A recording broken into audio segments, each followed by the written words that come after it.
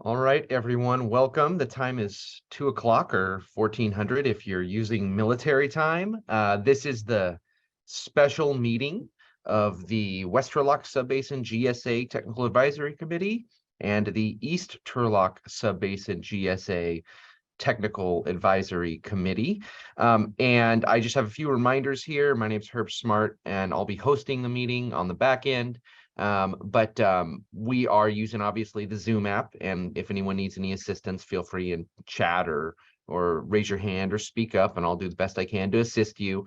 Those who are on the phone, we have *6, so we'll toggle your mute and your unmute, whereas *9 will toggle your hand raising as well and your hand lowering. And we're going to have public comment at early on in the meeting, as we always do. If you have a comment on a matter that is on the agenda, then when we get there, our chairs will make note and provide time to comment. If you have a comment that's on something that's not specifically related to the agenda but is related to GSA business, then we'll have that early on as well, and that's certainly available for you. So listen for that. We'll monitor the chat function on the Zoom as best we can, and you could provide questions in there if needed as well. And then we're recording the meeting, as you see. We're going to post it onto our YouTube channel as soon as possible after the meeting. And then our meeting materials are going to be located also on our website at turlockgroundwater.org. And those materials, at least for today, there's a presentation on the program environmental impact report, and that is already located on there, and we're going to go over that presentation today as well. So that's it for me. I'll hand it over to Karen Morgan, who will be running the meeting for the West Turlock Subbasin GSA Tech, and her counterpart from the East, although I know that the East Turlock Subbasin GSA Tech had a meeting earlier, about an hour and a half ago, and so they may be jumping in when they get completed. So Karen, all to you.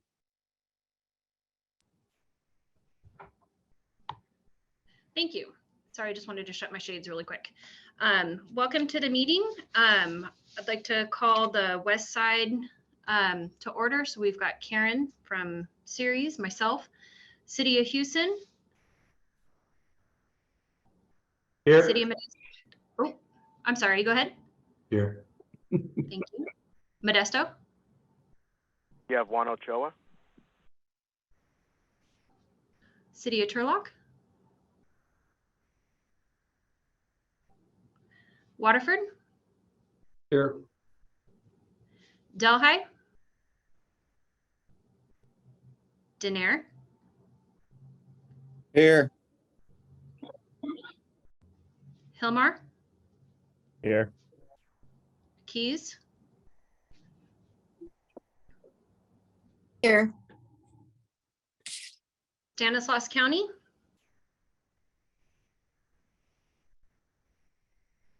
Merced. Lacey's here. Oh, hi, Lacey. Turlock.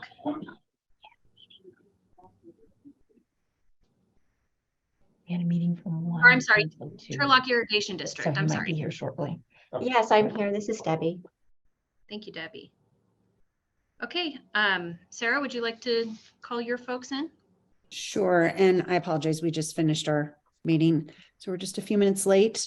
I'll just roll through and see who all has been able to jump on so far. I heard Lacey is here. Is Christy on yet? I didn't hear her chime in. Okay, and Matt is here. Hello. Hello, and I'm just looking for Dennis. Dennis is connecting right now, so Dennis is here. And I assume we will have Christy moment. Oh, there's Christy connecting too. So we have our full tech. Okay, So very we'll good. call the ours to order as well. Okay, so at 2:04, we'll call the meeting to order.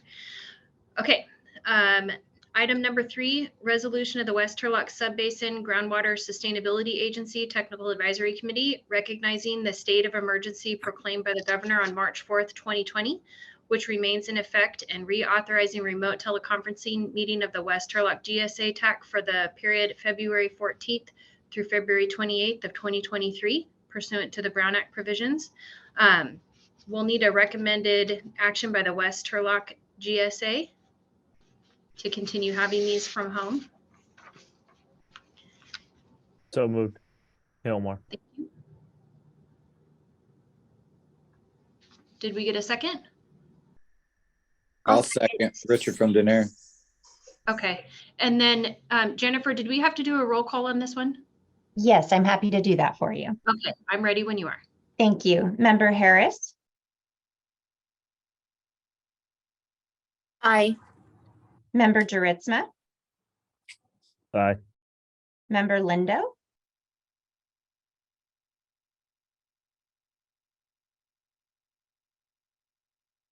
Member Lindo. Here. Thank you. Member McKinnon, Yes. Member McBride, Yes. Member Montalbano, Yes. Member Pitcock, Yes. Member Ochoa, Here. Member Velasquez, Here. and Vice Chair Morgan. Yes. Thank you very much. Sarah, will you be doing the same? No, we've already passed our resolution for the month at our previous meeting. Okay. So on the agenda here, it says the following items 4A and 4B were previously agendized during a special meeting of the West Turlock Subbasin Groundwater Sustainability Agency Technical Advisory Committee held on January 31st of 2023. Upon conclusion of that meeting, it was determined that the resolution reauthorizing remote teleconferencing meetings had not been extended within the necessary timeframe. Therefore, out of an abundance of caution, the items are reintroduced for consideration at this meeting pending adoption of the aforementioned item 3. So did we capture that, Jennifer?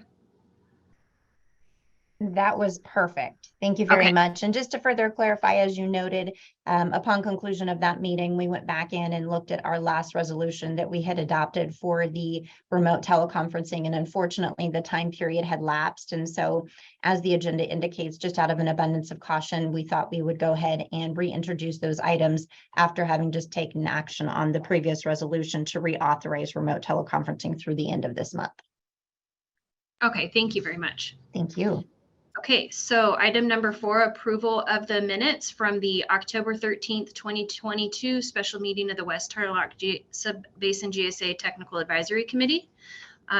Does anybody have anything they want to talk about with those minutes? Okay, and then we're looking I'll for move an to action. approve, Karen. Okay, I'll second. This is Debbie. okay, thank you, Debbie. So moved. And then we have another letter of support.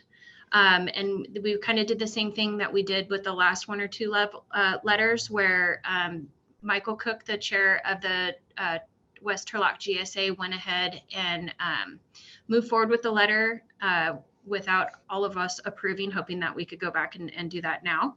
So the letter of support from the West Turlock GSA Technical Advisory Committee to the California Department of Water Resources for the City of Modesto's grant application for the 2022 Urban Community Drought Relief Program.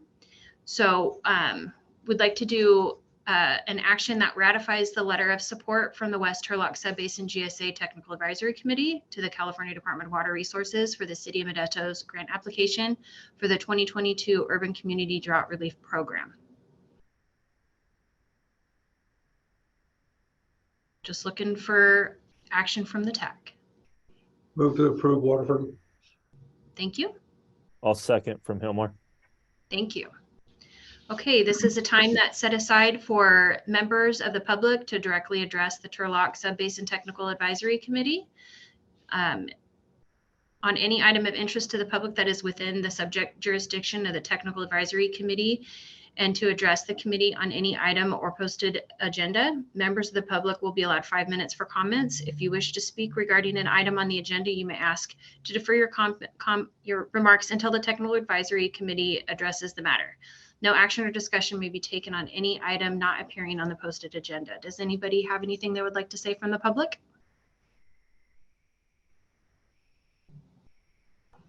Hearing none, we'll move on down to number 6.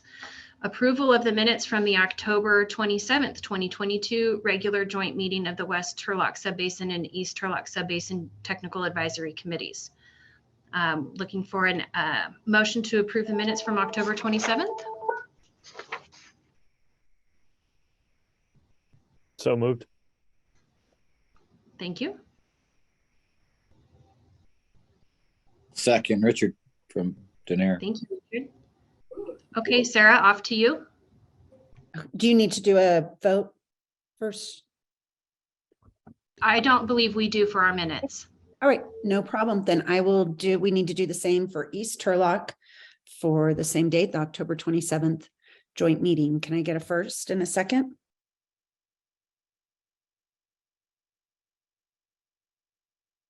It's Christy. I will first. Thank you, Christy. Is there a second? I'll second. Thanks, Matt. So a first and a second from Christy and Matt to approve the minutes. I'll do a roll call. Christy, Yes. Matt, Yes. Dennis,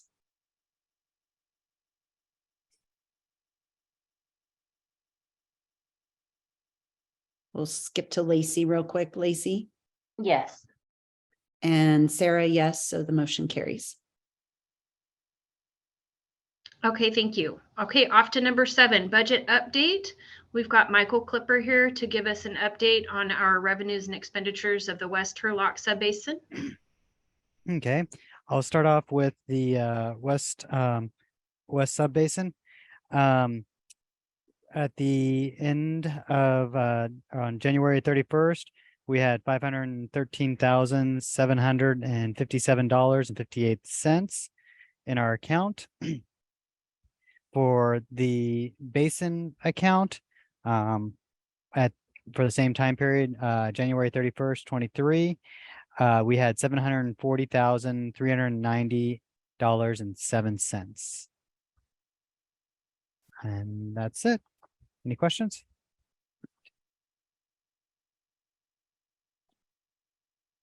Okay, and I can give the update for East Turlock if there are no questions for West Turlock. East Turlock had $621,543.58 in its bank account as of January 31st, 2023. And so we have, I'm sure that won't be there for long. So do we have any questions for the East Turlock bank account?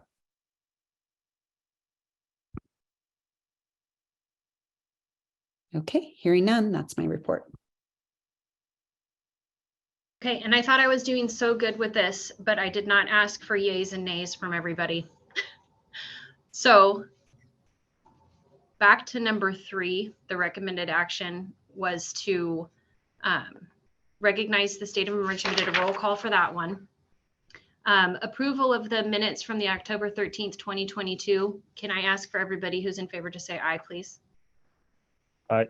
Aye. Aye. Thank you. And then again for 4B, the letter of support. Aye. Aye. Aye. And thank you. And the approval of the minutes from October 27th. Aye. Thank you. Mhm. Sorry about that. I'll get better. One of these days I'll be really good at it. Okay. So number 8, the 2023 calendar of regular joint meetings for the Technical Advisory Committee. So we've got our calendar of regular joint meetings for the West Turlock Subbasin and the East Turlock Subbasin. We've moved that date to now, but we're still meeting once a month, right, Debbie? Yes. For West Turlock, the idea is to schedule it for once a month. And then if there is the need for an additional meeting, because last year we had a special meeting date just in case, kind of put on the calendar. We didn't want to necessarily do that this year because we don't know how many special meetings we may need. So we have a regular meeting once a month, and it would be on the second Thursday rather than the second Tuesday rather than the fourth Thursday, with the exception of March. I believe we were recommending that we move the regular meeting in March to the 21st to allow for the annual report, and I'll talk a little bit more about that schedule later today. That makes sense? Yes. Okay. So we're looking for recommended action to move forward with the 2023 calendar. And Karen, could I just pipe in real quick, just to clarify for everyone, those starting, all of these regularly scheduled meetings will be at the TID offices in person, starting in March.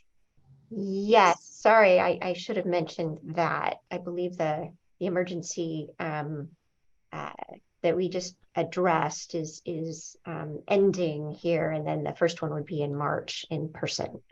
Yeah. Okay. Okay, we ready to do a motion?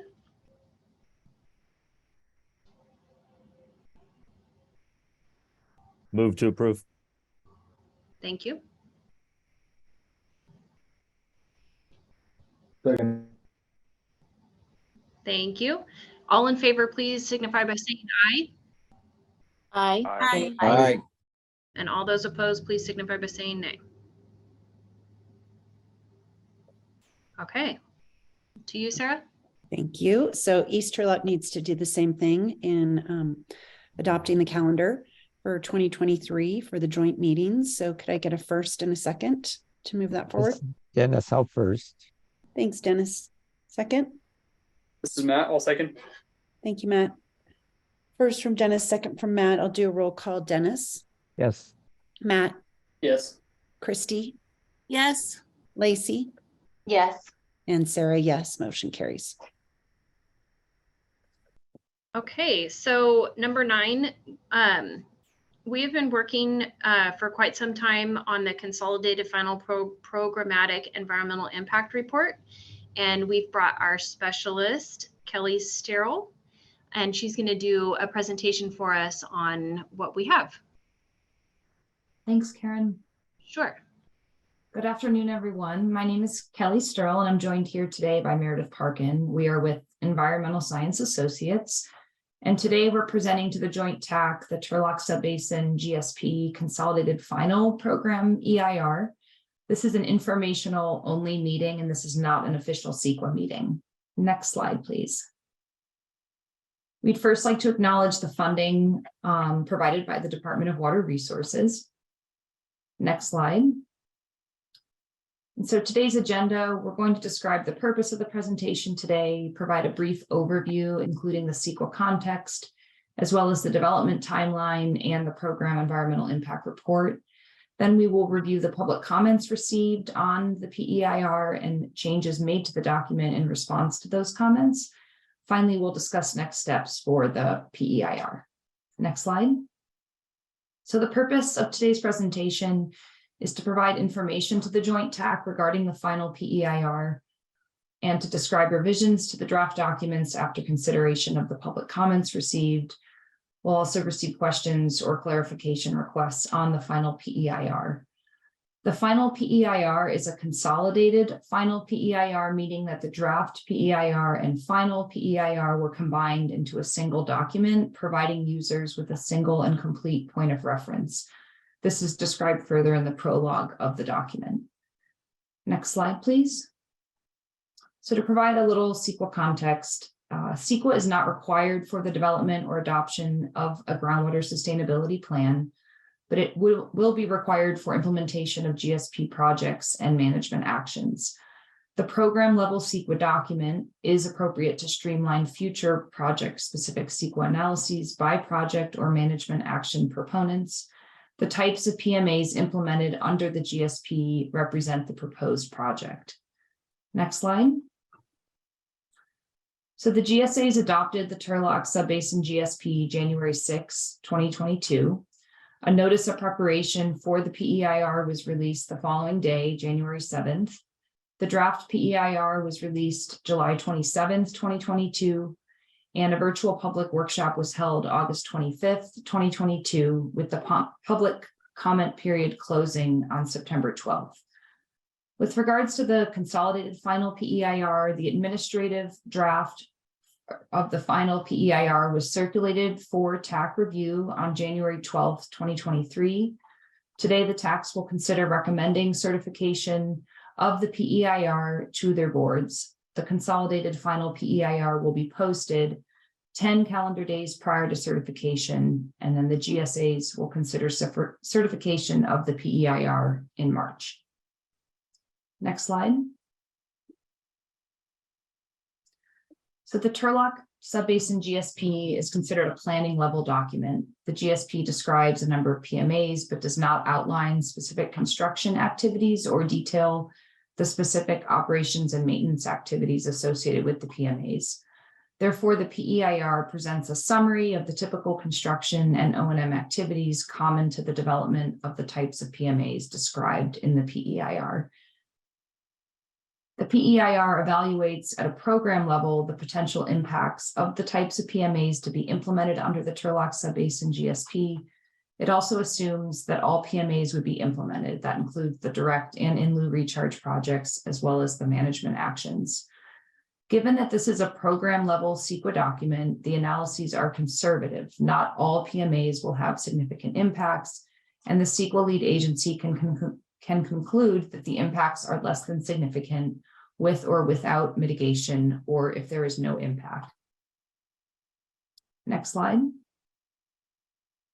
So this slide presents the contents of the consolidated final PEIR, including the appendices. You'll note that Appendix C is the final program EIR that includes all the comments received and how those comments were addressed. We've also included Appendix D, E, and F, which we'll get into a little bit later. Next slide.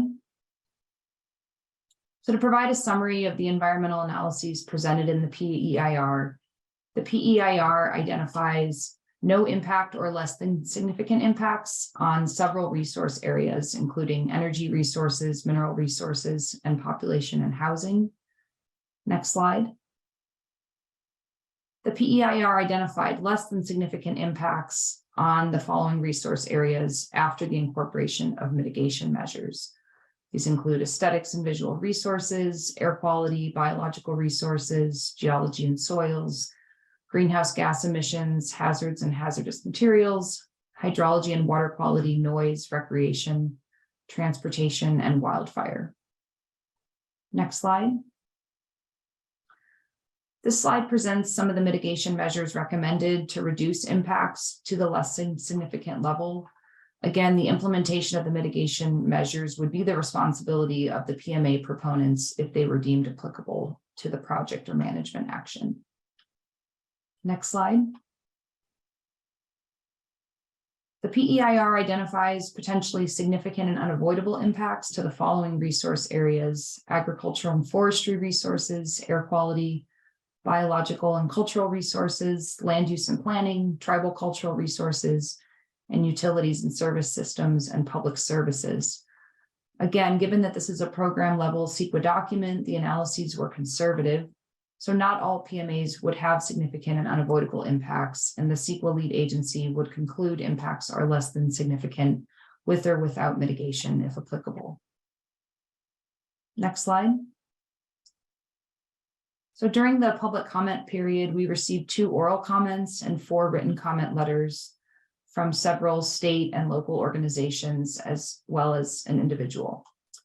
The majority of the commenters supported the draft PEIR and requested clarifications or additional information regarding site-specific analyses depending on the type and location of the PMA. Some comments do not pertain to the substantial environmental issues, do not address the adequacy of the analysis, or express opinions about the merits or specific aspects of the types of PMAs implemented under the Turlock Subbasin GSP. These comments are included in the final PEIR, which is Appendix C, for consideration by the decision makers. Next slide. So a summary of the comments. Again, many sought project level analyses or site specific details. For example, wanting us to address the use of floodwaters and potential harm to special status fish, wetlands, and riparian habitat, exploring impacts to waterways dependent on return water that would otherwise be stored or diverted, Some requested additional maps, such as a map showing marginal farmland, or asked us to consider incentives to implement PMAs, such as TID waiving fixed charges in dry years. And again, these would be related to changes to the GSP, not the PEIR. In these cases, we provided a global response that the precise and detailed characteristics of potential PMAs are yet to be determined, and thus the analyses presented focuses on reasonably foreseeable changes caused by the types of PMAs that might occur in the future, consistent with the level of detail appropriate for a program level analysis. Again, the global response emphasized that once the specific characteristics and locations of the PMAs are known, proponents would identify the relevant potential environmental impacts of constructing and or operating the PMAs, including through hydrologic, fisheries, and or cultural analyses as applicable. Next slide.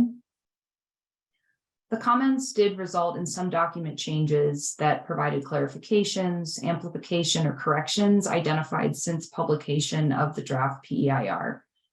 As applicable, specific comments received during the public comment period were addressed through specific document changes, and these changes to the text are either shown by a strike through where the text had been deleted or a double underline where the new text was inserted.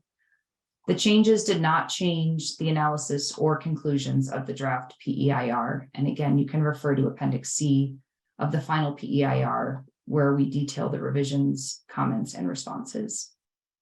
Next slide. So one of the changes made was regarding chapter 2, table 2-5, where it presents anticipated regulatory requirements, permits, and authorizations for projects and management actions. We added additional items under the State Water Resource Control Board and Central Valley Regional Water Quality Control Board, as indicated with the double underline. Again, these required permitting and regulatory review would be project specific, and each PMA may not require every permit that's listed in table 2-5. Next slide. Other changes were made in section 3.5, biological resources. We expanded the discussion in the environmental setting to note that bald eagles have been observed nesting within the Turlock Subbasin study area. We also added clarifications in the impact analysis to note for impact bio 1, the reductions in flood stage downstream of diversions associated with the director in lieu recharge projects are not expected to result in substantively negative effects on special status fish, or in the case of bio impact or impact bio -3, that there would be impacts substantially negative effects or on wetlands or riparian habitat. Next slide. Some of the mitigation measures in the biological resource section were also expanded upon. For example, bio 1 mitigation measure minimize disturbance of special status species by recommending fish screen criteria, take of listed species, and then reporting any observation of special status species detected during biological resource surveys to the California Natural Diversity Database. Again, these would be applicable only if it was determined by the project proponent that they were applicable to the PMA. Next slide. We also expanded on mitigation measure bio 2 to avoid and minimize disturbance to sensitive natural communities by recommending mapping of aquatic resources and associated riparian vegetation. So if a PMA site were to include aquatic resources, a formal stream mapping and or a wetland delineation would be conducted by a qualified biologist, hydrologist, or wetland scientist to determine the baseline location, extent, and condition of the streams, floodplains, and wetlands, as well as any riparian vegetation within the PMA site. Next slide. So for next steps of the CEQA process, the consolidated final PEIR will be published at least 10 calendar days prior to certification. The West Turlock Subbasin GSA, as the CEQA lead agency, will consider certification of the consolidated final PEIR at a special board meeting scheduled for March 2023. The West Turlock GSA certifies the PEIR, and this will trigger a 30-day statute of limitations. And then we will submit the notice of determination to Merced and Stanislaus County clerks within 5 working days after certification. The East Turlock Subbasin GSA, as the CEQA responsible agency, can then certify the PEIR after the West Turlock Subbasin GSA files their notice of determination. Next slide. The consolidated final PEIR will be made available at the Turlock Groundwater website. We'll also be submitting an electronic copy to the Turlock, Merced County, and Stanislaus County libraries. We're prepared to present and certify by the GSA boards in March of 2023. And then we're proposing a workshop at the TAC joint meeting in April 2023 to specifically go through Appendix F, which is a project and management action specific checklist for how to use the PEIR for future projects and management actions. And with that, myself or Meredith can take any questions. Thank you.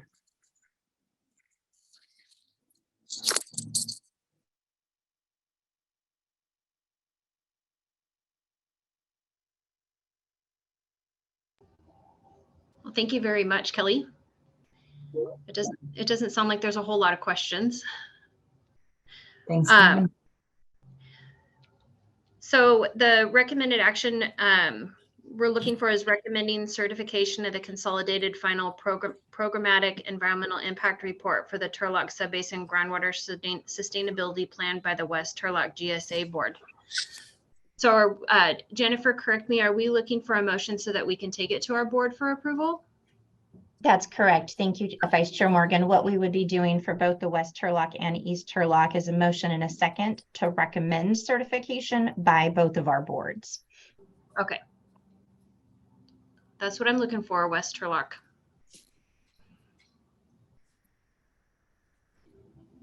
So moved. Thank you, Curtis. Michelle from Keys. I'll make a second. Thank you, Michelle. You're welcome. All of those in favor, please signify by saying aye. Aye. Aye. And those opposed, please signify by saying nay. Okay, the motion carries. Thank you. Sarah? Thank you. So East Turlock, we need the same to recommend certification. Can I get a first and a second for that? Lacey, I'll make the motion. Thank you, Lacey. Second? This is Christy. I'll second. I'm going to give it to Christy. Thank you, Christy. Do a quick roll call. Lacey? Yes. Christy? Yes. Dennis? Yes. Matt? Yes. And Sarah, yes. Motion carries. Thank you. Thank you. Okay, moving on to number 10, an ad hoc committee for the 2023 annual report. We've got Debbie Montalbano will be taking this one. Thank you, Karen. So at the last West Turlock TAC meeting, we talked about the need to develop the annual report and then the next item, which is also a similar issue where we talked about developing an ad hoc committee to take each of those items and help develop it further, and then bring that information and reports back to the TAC. Having an ad hoc group work through those activities allows for more regular meetings and feedback to the technical team as we develop those products. And so at the last meeting, it was discussed to form one of those ad hoc committees for each of those actions. But I wanted to come back to the TAC today to get the formal approval to move that forward. And at the last meeting, we asked the TAC representatives to reach out to either myself or Jennifer about who might be interested in participating in the ad hoc committees. The ad hoc needed to be less than six members, agencies. So it could be representatives, multiple representatives from an individual agency, but not representing more than 6 of the individual agencies within the West Turlock GSA. And so we have 2 actions before you today. The first one is for the annual report for establishing an ad hoc committee for that. And the individuals that have reached out to participate in that includes Michael Cook, Miguel Alvarez, Karen Morgan, Herb Smart, and myself. And so that would represent 3 different agencies on the ad hoc committee. So we have an action to establish that ad hoc committee should the TAC wish to do so.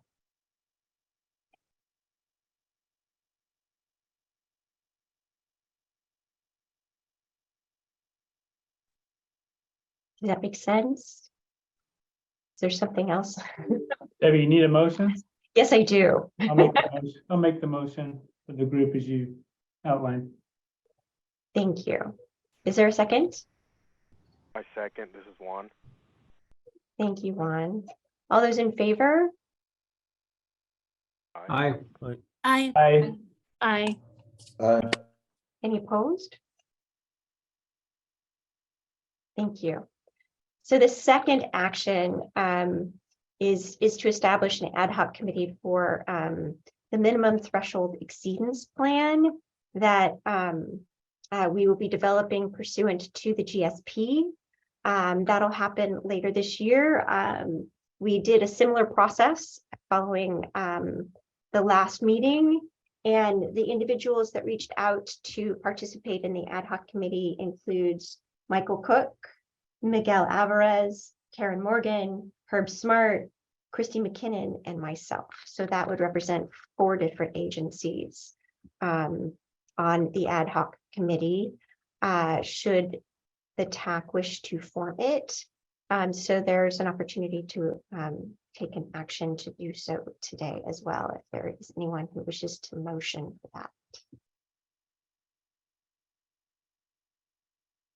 I'll make the motion again, Debbie, as you outlined. Thank you, Michael. Is there a second? I second. This is Juan. Thank you, Juan. All those in favor? Aye. Aye. Aye. Aye. Aye. Thank you. Anyone opposed? Thank you. Turning it back to Karen or Michael, depending on who. Do you want to take the reins, Michael, on the very last item? Oh, I'm sorry, there's 2 more. Absolutely not, Karen. You're doing a great job. You stick with it. Thank you. Okay, as long as I can get my yays and nays in there. Okay, so Sigma related updates. This is an opportunity for TAC members to discuss and provide updates on issues related to the Sustainable Groundwater Management Act. Debbie, you usually have stuff for this as well as Herb. Are you going to do a communication outreach, Herb? Yeah, Karen, I'll just note, I had 3 items I want to say last time on translation services, and I reported those at the end of the January meeting, toward the end of January, and those still things remain the same. I gave a similar report to the West Turlock Subbasin GSA at their evening meeting last week, I want to say, and we continue to work on translation services for the website, and we'll be presenting to the TAC a potential solution to translate into Spanish and potentially other languages on our turlockgroundwater.org website. And then we are working as well with the Department of Water Resources on a translation services pilot project, and maybe having a meeting translated live for one, either a hybrid meeting or an in-person meeting as well. So we're working with them and expect to hear more from us on that. And that would be free of charge, provided by the department. And then we would hear more from them based on the success or failure of that statewide project that they're doing up and down the state, if there's any additional funding as we move forward. So it's a really cool program, and they are interested in working with both the West Turlock Subbasin GSA, if interested, and the East Turlock Subbasin GSA, if interested. And so they have reached out to us on that. And then I think those are the two items that are there. I think I had a third I reported on a couple weeks back. I can't quite recall it, but if it comes to mind, I'll make it known to the TAC. So we continue to press forward on those items, and I think that's it for me, unless I've forgotten anything. Okay, thank you. One thing I can touch up is we're going to be doing our spring monitoring event around March 13th that week. That's exciting. What about you, Debbie, the GSP implementation or grants? Yes, I do have a little bit of a presentation to share with you on the annual report and where we are with that. If you'll bear with me, I'll share my screen. Let's see. Okay. Can you see that? It's there. Awesome. Thank you. Okay. So just a little bit of an update so everyone is aware of where we are with the annual report and when to expect drafts. So just a little on the approach. This annual report is our second annual report. The first one covered a 5-year time frame between 2015 or 2016 and the last water year, which was 2021. And so this annual report only covers the water year 2022, which runs from October 21st through September October 2021 through September 2022. And it includes our first monitoring event, which was in the spring of 2022, post the GSP adoption. So that was our first official GSP monitoring event.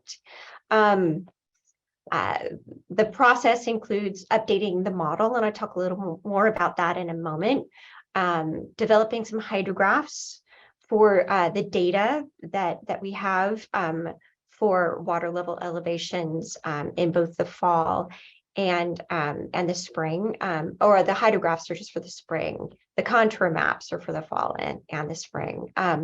Water quality analyses, and a look at subsidence data, including the available INSAR data, and then a review of the activities in progress for implementing the GSP. So the model update provides a variety of information that's required by DWR in the annual report. So we'll be updating the water budgets, and then looking at the temporal and spatial estimates for groundwater production, as well as change in storage. Some key items is that the update is really an extension of the data within the model. So it accumulates a variety of data in the model, anywhere from groundwater pumping to precipitation and other things. And I think I have a slide on that in a minute. And we take that information and run the model and verify that it appears to be developing, good water level information as compared to the water level data that we have. So that's a verification process. But this work doesn't include any model parameter changes or anything like that. That would be a more extensive process. And we actually do have a model update that would incorporate some additional work planned for later this year. And I'll talk a little bit more about that in a minute. So this is really just updating the time series of the data within the model and then running it to extract the information up here. So this lists some of the data that we've been gathering. Some of it's publicly available data, and other things include groundwater operations from local agencies. And so each of the agencies within the subbasin have been providing data, and they're incorporating that into the model. Then the next step is to analyze the results and prepare for the annual report. This lists some of the publicly available data. This is consistent with what we've done in the past. I wanted to talk a little bit about the land use data and just remind folks about what we discovered when we updated the model for the first annual report. And so this is a slide that kind of talks a little bit about it. This is the time series within the model from 1990 through 2015. And that's the original data set within the model. And it was based on local land use data. And then when we went to utilize statewide land use data for the update last time, we noticed that there's a slight difference in some of the land use projections. And so last year when we updated the model, what we chose to do was to take the 2015 data and project it forward through 2021 so that it's relatively consistent, and then work towards addressing the differences and updating the model in the future to determine the best approach to kind of rectifying those two data sets. And that's what we're proposing to do this year as well. And so you're going to see that in the draft annual report. And the reason for that is twofold, I guess. The first is there isn't a lot of time to be able to go back and address this land use item and to calibrate at this time. And it would require doing that. Also, there is that other model update that we talked about earlier. We're going to be updating, we have a contract in place with the technical team to update the model and address this land use issue in this coming year, as well as some other items. And so the idea is to do a wholesale update of the model with addressing this issue along with the other things, and then make it available for use in this coming, so that it would be with annual report number 3, we would use a new calibrated model that everyone's reviewed and is familiar with, and what have you. And lastly, I think the recommendation is that TID has contracted with Land IQ, which developed the statewide data set, or one of the statewide data sets that's available. And Land IQ will be working with the TID to develop a local data set, which is ground truthed, that will provide additional information that can be used in kind of rectifying these two data sets. And I see Mike Tietze has popped on, so I think he might have something to say as well. Yeah, just, I mean, from my perspective, we talked about this with the consultant yesterday, right?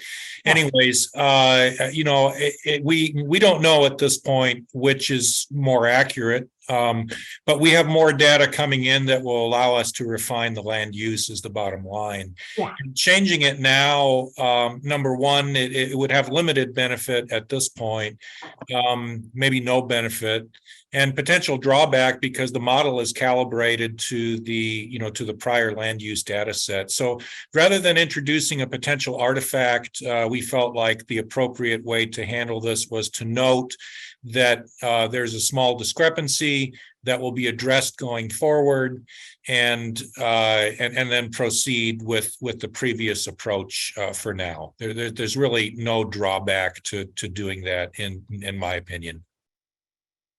Thank you, Mike. So that, I believe, is what you'll see when we see a draft of the annual report. But I wanted to kind of remind everyone of that, and let them know that's what we'll include in the annual report. So the next step is to finalize the update of the data sets, and then use the model both in performing a model validation, and then generating some information that will then feed into the annual report. And you'll see that information in a draft. So this is the schedule. We expect to have a draft for the tax to review by March 3rd. We have a very short time frame in that the annual report is due on April 1st, as you can see down here. So it's a very tight time frame. And so the ad hoc committee, as well as all of the TAC, will be reviewing it all at the same time. We also have an ad hoc committee meeting planned during that review period, so we can have conversations with the technical staff and work through any questions there might be. Final comments on this draft are due from the TAC by March 10th. And then the ad hoc committee and the technical staff will work to develop revisions and address any comments. And then we'll meet as a joint TAC on the 21st to review that information and review the end report and make recommendations to finalize it. And then we expect to have a final draft by the 24th. If there's need to recirculate anything to the tax, we could do that at that time. And then we're hoping to have it all wrapped up and submitted by the 29th. So it gives us a little extra wiggle room in case there's an issue with importing it into the DWR system. Sometimes there's glitches. So we want to make sure we have enough time to make sure everything gets in by the deadline. So that's what I have on the annual report, and I'd be happy to answer any questions.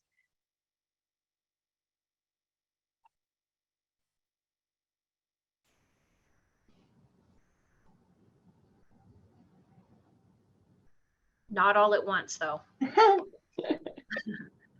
Okay, and then I have one more thing, and that has to do with the grants. We have 2 grants that are still in place. We've finished the GSP, but there is still work on the final grant report. And then we're finalizing the final products. One is the PEIR, and the other is the design for the monitoring wells. Once those are completed, we'll be able to finalize the grant report and get that off to DWR. We plan on doing it, I think in May, by the end of April, we'll have a draft to them and then we'll get some feedback from them. So we're wrapping up everything on those 2 grants, which is good as well. And we should have it finalized and completed, I think, by June. We'll get comments back from DWR and then we'll send in final invoices and all of that. So so that's moving forward, and we'll be reporting more on that later, but just to let everyone know. And that's all I had. Thank you, Debbie. Is there anything that anybody else needs to talk about related to Sigma? Okay, so our next regularly scheduled meeting of the Joint Technical Advisory Committee is scheduled for Tuesday, March 21st, 2023 at 2 o'clock, or yeah, 2 o'clock, and that will be at TID, our first in-person meeting in a very long time. So with that, I'm looking for a motion to adjourn. I'll move. Okay, thank you, Debbie. Here's your chance, Michael Cook. I'll second. 2 people from the same agency. Does that count? Oh, is that not kosher? I don't think so. I'll shoot. second. This is Richard from Denair. Thank you, Richard. Okay, You're welcome. so Sarah. Thank you. Oh, all of those in favor, please say aye. Aye. Aye. Aye. Thank you. And opposed? Okay, we're gonna go. We'll take Easterlock really quickly. Can I get a motion to adjourn for Easterlock? This is Matt. I'll move. Thanks, Matt. Second, Second. Lacey. Thank Yes. you. Quick roll call, Matt, Yes. Lacey, Yes. Dennis, Yes. Christy, Yes.